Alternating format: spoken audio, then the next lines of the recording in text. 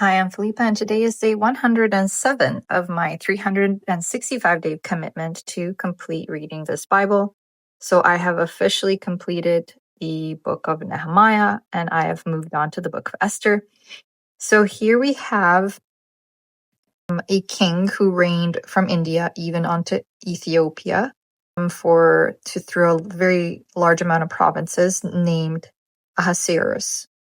And King Ahasuerus sat on the throne, and he made this big feast, and he was showing the riches of his glorious kingdom for 104 days. And in the last couple of days, in the court of the garden of the king's palace, which is very elaborately decorated, he calls for his queen Vashti, and she disobeys his command and refuses to appear before him.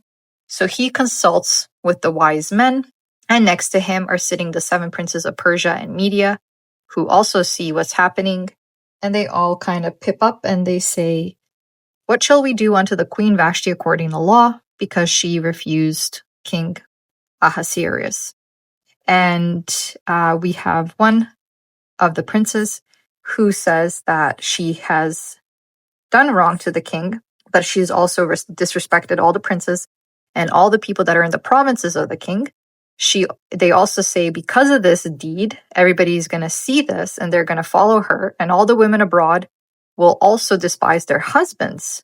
And because she's the queen, so she's essentially setting the example.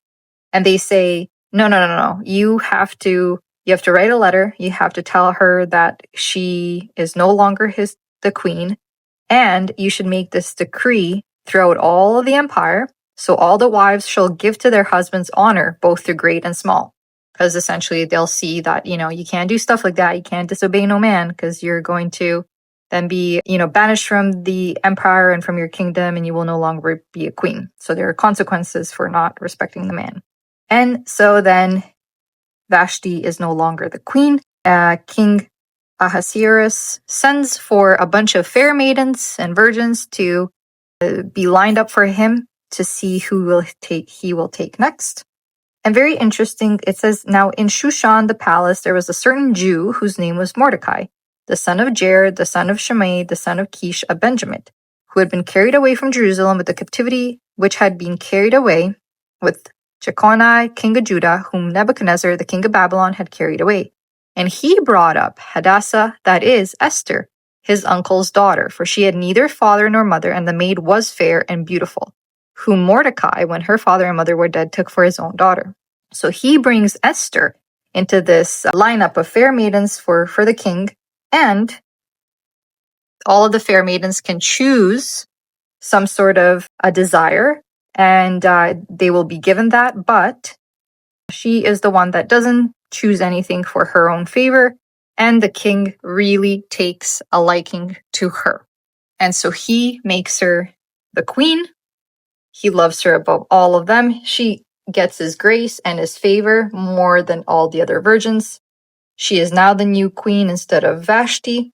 He makes a massive feast onto her and releases gifts into the province. And Mordecai keeps an eye out on her, and he walks the women's part of the house, and he sees as to what's happening in her life. It says Mordecai's loyalty is recorded in the official chronicles because he happened to notice 2 people, 2 of the king's chamberlains, who decided to, or they were contemplating to kill King Ahasuerus. And then he consulted with Esther, the queen, who then told the king in Mordecai's name of what was happening. An inquisition was made, and it was found out that these 2 king's chamberlains were guilty, and they were hanged on a tree. And it was written in the book of the Chronicles before the king that Mordecai is loyal, and therefore it was recorded in the official chronicles. That is it for day 107. Tomorrow is day 108. It will be December 17th, where I start reading the part of Mordecai refusing to bow to Haman. I will let you know what I learned then. Thank you for listening.